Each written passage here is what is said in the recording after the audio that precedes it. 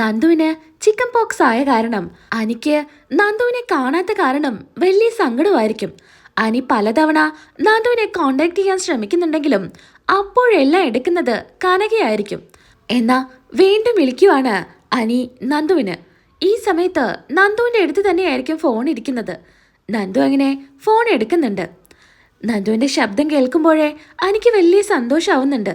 നന്ദു, നിനക്ക് കുഴപ്പമൊന്നുമില്ലല്ലോ? ഞാൻ ഒരുപാട് തവണ നിന്നെ വിളിച്ചിരുന്നു. അപ്പോൾ ഒക്കെ നിന്റെ അമ്മയാ ഫോൺ എടുത്തത്. നിനക്ക് കുഴപ്പമൊന്നുമില്ല എന്നും പറഞ്ഞ് അമ്മ ഫോൺ കട്ട് ചെയ്തു. എനിക്ക് കുഴപ്പമൊന്നുമില്ല അനി, ഞാനിപ്പോൾ ഓക്കെ ആയിട്ട് വരുന്നുണ്ട്. ചെറിയൊരു ക്ഷീണം, അത്രയേ ഉള്ളൂ. എന്തായാലും ഞാനാകെ പേടിച്ചു പോയി. നിനക്ക് പെട്ടെന്ന് ഇങ്ങനെയൊക്കെ വന്നെന്നറിഞ്ഞപ്പോൾ എൻ്റെ മനസ്സ് എത്രമാത്രം വേദനിച്ചു എന്നറിയോ? അതിന് മാത്രം എനിക്ക് കുഴപ്പമൊന്നുമില്ല. എന്നാലും ഇനി കുറച്ച് നാളത്തേക്ക് എനിക്ക് നിന്നെ കാണാൻ പറ്റില്ലല്ലോ. അതോർക്കുമ്പോൾ എനിക്ക് വല്ലാത്ത സങ്കടം. അനി, നീ ചുമ്മാ അതും ഇതൊന്നും പറയല്ലേ. നീ എവിടുന്ന ഫോൺ ചെയ്യുന്നത്? വീട്ടിൽ നിന്ന്. അവിടെ അനാമിക ഉണ്ടായിരിക്കും. അവൾ എങ്ങാനും ഇതൊക്കെ കേട്ടാൽ പിന്നെ നിന്റെ കാര്യം എന്താവും? അവൾ കേട്ടോട്ടെ. അവൾ കേട്ടാലും എനിക്കൊരു കുഴപ്പമില്ല. അവളുടെ കൂടെയുള്ള ജീവിതം എനിക്ക് മടുത്തിരിക്കുക. എങ്ങനെയെങ്കിലും ആ ഭാണ്ഡക്കെട്ട് എൻ്റെ ജീവിതത്തിൽ നിന്ന് ഇറക്കി വെക്കാൻ പറ്റിയിരുന്നെങ്കിൽ അത്രയും സന്തോഷം എന്ന് കരുതിയിട്ടാ ഞാൻ നടക്കുന്നേ. നന്ദു, അവളെക്കുറിച്ച് നമ്മൾ സംസാരിക്കുന്നതിൻ്റെ ഇടയിൽ പറയാതിരിക്കുന്ന നല്ലത്. പറഞ്ഞു കഴിഞ്ഞാൽ എൻ്റെ മൂഡ് പോവും. അനി, ഞാൻ പറയുന്നത് നീ കേക്ക്. നിന്റെ ഭാര്യ അനാമികയാ. അവളെ നീ സ്നേഹിക്ക്. അവളെ സ്നേഹിച്ചാ അവൾ തിരിച്ചു സ്നേഹിക്കും. അതെ അതെ, അവൾ സ്നേഹിച്ചത് തന്നെയാ. അവളുടെ സ്വഭാവം നിനക്ക് നന്നായിട്ട് അറിയുന്നതല്ലേ. അവളും അവളെ വീട്ടുകാരും കണക്കാ. അവളെ വായിൽ നിന്നേ സ്നേഹത്തോടു കൂടി ഒരു നല്ല വാക്ക് ഇന്നേ വരെ എനിക്ക് നേരെ വന്നിട്ടില്ല. എങ്ങനെയാ ഞാൻ അവളെ സ്നേഹിക്കുക? അവളുടെ കൂടെ ജീവിക്കുന്ന ഓരോ നിമിഷവും എനിക്ക് നരക തുല്യ. ഞാൻ പറഞ്ഞതല്ലേ നന്ദു ഇതൊക്കെ. എനിക്ക് സമാധാനം കിട്ടുന്നതേ നിന്നെ ഫോൺ ചെയ്യുമ്പോഴും നിന്നെ നേരിട്ട് കാണുമ്പോഴുവാ. ഇതെല്ലാം കേട്ട് അനാമിക നിൽക്കുന്നുണ്ട്. ആകെ കലി പൂണ്ടാണ് അനാമിക നിൽക്കുന്നത്. നന്ദു, നീ ഇല്ലാതെ എനിക്ക് ജീവിക്കാൻ പറ്റില്ല. ആ ഒരു അവസ്ഥയല്ല ഞാനിപ്പോ. ദേ അനി, നീ ഒന്ന് ഫോൺ കട്ട് ചെയ്യുന്നുണ്ടോ? എൻ്റെ സമാധാനം നീ കളയല്ലേ എന്ന് നന്ദു പറയുന്നു. അനാമിക അങ്ങനെ ദേഷ്യത്തോടു കൂടി അനിയുടെ അടുത്തോട്ട് വരുന്നുണ്ട്. അനി പെട്ടെന്ന് തിരിയുന്ന സമയത്ത് അനാമികയുടെ മുഖത്തോട്ട് നോക്കുക. പെട്ടെന്ന് അനാമികയെ കാണുമ്പോൾ അനി ഒന്ന് പേടിക്കുന്നുണ്ട്. എടാ, നീ അവൾക്ക് വിളിക്കുകയാണല്ലേ ആ നന്ദുവിന്? ചിക്കൻ പോക്സ് വന്ന് അവൾ അങ്ങനെ കിടക്കുമ്പോഴും അവൾക്ക് നിന്നോട് സംസാരിക്കാതിരിക്കാൻ പറ്റുന്നില്ല അല്ലേടാ? ഇങ്ങ് താടാ നിന്റെ ഫോണ്. അവളടുത്ത് ഞാനൊന്ന് സംസാരിക്കട്ടെ. എടി, നിനക്ക് എന്തിന്റെ കേടാ? നീ എന്തിനാ എൻ്റെ ഭർത്താവിനെ എങ്ങനെ വിളിക്കാൻ നിൽക്കുന്നേ? ദേ അനാമികെ, നിന്റെ ഭർത്താവിനെ ഞാൻ വിളിച്ചിട്ടൊന്നുമില്ല. അനി എൻ്റെ സുഖം അന്വേഷിക്കാൻ വേണ്ടി വിളിച്ചതാ. അവളുടെ ഒരു സുഖാന്വേഷണം. എൻ്റെ ഭർത്താവിനെ നീ വളച്ചെടുക്കാൻ നോക്കാണ് അല്ലേടി? നാണമുണ്ടോ നിനക്ക്? അനാമികെ, മര്യാദയ്ക്ക് സംസാരിച്ചില്ലെങ്കിലേ ഞാനങ്ങ് വരും. എനിക്ക് എന്നും ഈ ചിക്കൻ ബോക്സ് ഒന്നും ഉണ്ടാവില്ല. നേരിട്ട് കണ്ടാലേ അന്ന് കിട്ടിയതേക്കാൾ മേലെ നിനക്ക് ഞാൻ തരും. നീ ഇങ്ങനെ എപ്പോഴും നിന്റെ ഭർത്താവാ ഇങ്ങനെ പറയണ്ട. എനിക്ക് നന്നായിട്ടറിയാം അവൻ നിന്റെ ഭർത്താവാണെന്ന്. എന്നാലേ നീ ഒരു കാര്യം കൂടെ മനസ്സിലാക്കിക്കോ. നീ ഇങ്ങനെ പറഞ്ഞു നടന്നിട്ട് കാര്യമില്ല. ഭർത്താവിനെ സ്നേഹിക്കാൻ പഠിക്കണം. ഭർത്താവെന്ന് പറയുന്ന അവൻ നിന്നെ സ്നേഹിച്ചാലേ നിനക്ക് അവിടെ ഒരു വിലയുണ്ടാവൂ. ആദ്യം നീ അത് പിടിച്ചു വാങ്ങിക്കാൻ നോക്ക്. എന്നിട്ട് മതി നീ എന്നോട് വായിട്ട് അലക്കാനായിട്ട്. നീ ഒന്ന് വെച്ചിട്ട് പൊടി എന്നും പറഞ്ഞ് നന്ദു അങ്ങ് ഫോൺ കട്ട് ചെയ്യുന്നുണ്ട്.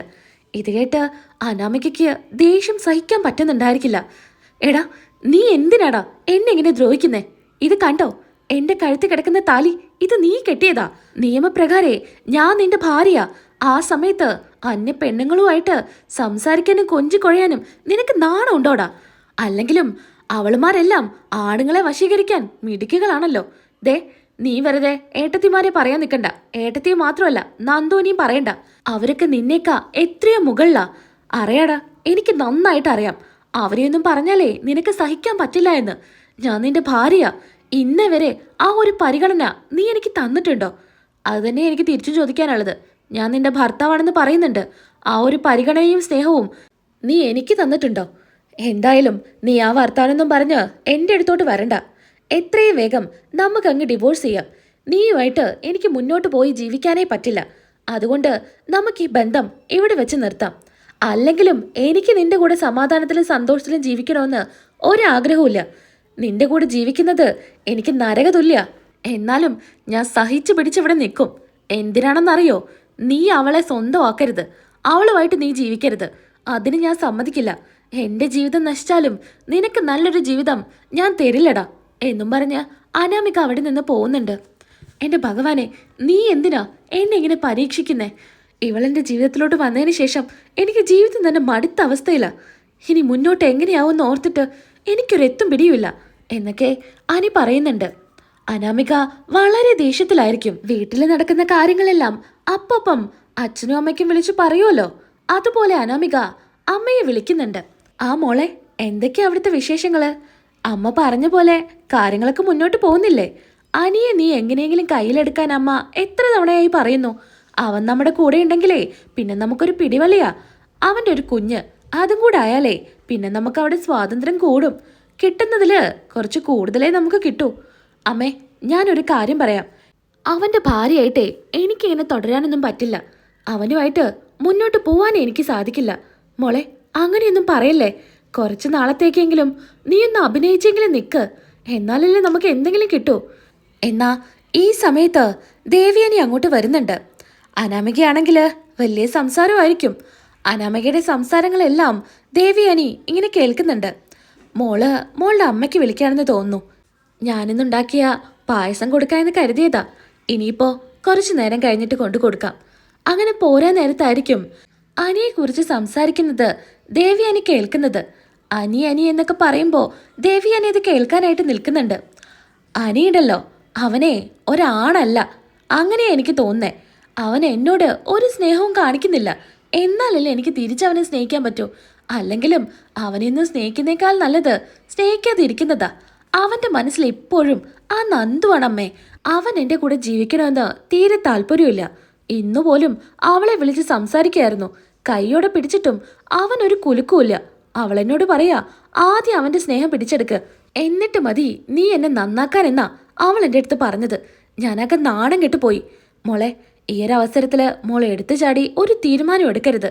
അമ്മേ, എനിക്കൊരു ഐഡിയ ഉണ്ട്. അവനെ അങ്ങ് കൊന്നാലോ? അവനെ കൊന്നു കളഞ്ഞാലേ അവൻ്റെ വിധവിയാണെന്നും പറഞ്ഞ് ഞാൻ ഇവിടെ നല്ല സുഖമായിട്ട് ജീവിക്കും. കിട്ടേണ്ടതെല്ലാം സെന്റിമെന്റ്സ് കാണിച്ച് ഞാൻ വേടിച്ചെടുക്കുകയും ചെയ്യും. അതായിരിക്കും നല്ലതെന്നാ എനിക്ക് തോന്നുന്നേ. കൊല്ലാനോ? നീ എന്തൊക്കെയാ മോളെ പറയുന്നേ? കൊന്നതാണെന്ന് തോന്നാത്ത രീതിയിൽ അവനെ ഞാനങ്ങ് തട്ടിക്കളയാം. എന്നാലേ എനിക്ക് സമാധാനം ഉണ്ടാവൂ.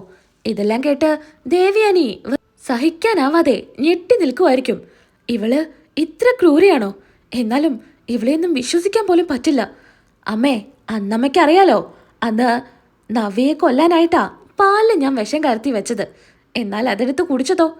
ആ കിളവി അതെടുത്ത് കുടിച്ച് അതിൻ്റെ ലിവറും പോയി. എന്നിട്ടിപ്പോൾ എന്താ കാര്യം ഉണ്ടായത്? ഒരു കാര്യം ഉണ്ടായില്ല. അല്ല മോളെ, നിന്നെ ഇപ്പോൾ വല്യമ്മ സ്നേഹിക്കുന്നില്ലേ? എവിടെ? വല്യമ്മയ്ക്കിപ്പോൾ അടുക്കളയിൽ നിന്ന് ഇറങ്ങിയ സമയമില്ലല്ലോ. ആ കിളവിക്ക് 24 മണിക്കൂറും അടുക്കളയിൽ കയറി എന്തെങ്കിലുമൊക്കെ ഉണ്ടാക്കുക, എല്ലാവർക്കും വിതരണം ചെയ്യുക. ഇതിപ്പോൾ ഒരു ശീലമായിരിക്കുക. അന്ന് ആ തള്ളയങ്ങ് തട്ടിപ്പോയായിരുന്നെങ്കിൽ നമ്മൾ രക്ഷപ്പെട്ടേനെ. പിന്നെ അതിൻ്റെ ശല്യമില്ലല്ലോ.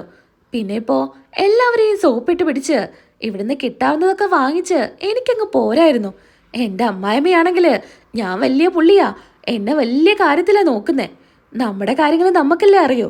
കാര്യം കഴിഞ്ഞാലേ ഈ അനാമികയുടെ തനി രൂപം അവരൊക്കെ കാണില്ലേ? എന്തായാലും ഇവിടുന്ന് കിട്ടാവുന്നിടത്തോളം വാങ്ങിയിട്ട് എത്രയും വേഗം ഇറങ്ങണം അമ്മേ. എനിക്കിവിടെ നിന്നാലേ തലവേദന കൂടും. അച്ഛൻ്റെ അടുത്ത് കൂടെ ഇക്കാര്യം ഒന്ന് സംസാരിക്കണം. അവനെ അങ്ങ് തട്ടിയിട്ട് അവൻ്റെ വിധവയാണെന്നും പറഞ്ഞിരുന്ന് കുറച്ച് സെന്റിമെന്റ്സും കാണിച്ച് കിട്ടാവുന്നിടത്തോളം വാങ്ങിയിട്ട് ഞാൻ അങ്ങോട്ട് വരാം അമ്മേ. മോളെ, എടുത്തു ചാടി ഒന്നും ചെയ്യണ്ട. എടുത്തു ചാട്ടമൊന്നുമല്ല. ഇനിയിപ്പോൾ ഇത് തന്നെ ഒരു മാർഗമുള്ളൂ. വേറെ മാർഗങ്ങളൊക്കെ എൻ്റെ മുൻപിൽ അടഞ്ഞിരിക്കുക. അതുകൊണ്ട് ഇതും കൂടെ നമുക്കൊന്ന് ട്രൈ ചെയ്ത് നോക്കാം അമ്മേ. അവൻ്റെ ജീവൻ പോയാലെന്താ, പോയില്ലെങ്കിൽ എന്താ, അതൊന്നും നമ്മളെ ബാധിക്കുന്ന കാര്യമല്ല എന്നൊക്കെ പറഞ്ഞ് അനാമിക ഫോൺ കട്ട് ചെയ്യുക. ഫോൺ കട്ട് ചെയ്ത് തിരിയുമ്പോൾ കാണുന്നത് ദേവിയാനിയായിരിക്കും. ദേവിയാനി കലിപൂണ്ട് നിൽക്കുന്നുണ്ട്. നീ എന്തൊക്കെയാടി പറഞ്ഞത്? എല്ലാം ഞാൻ കേട്ടു. നീ ഇത്രയ്ക്ക് ക്രൂരിയാണെന്ന് ഞാൻ കരുതിയില്ല. അത് പിന്നെ വല്യമ്മേ, ഞാൻ ചുമ്മാ തമാശയ്ക്ക് അമ്മയോട് പറഞ്ഞതാ. തമാശയ്ക്കോ? അല്ല, നീ നിന്റെ അമ്മയും മറ്റുള്ളവരെ കൊല്ലുന്നാണോ തമാശയായിട്ട് പറയാറ്?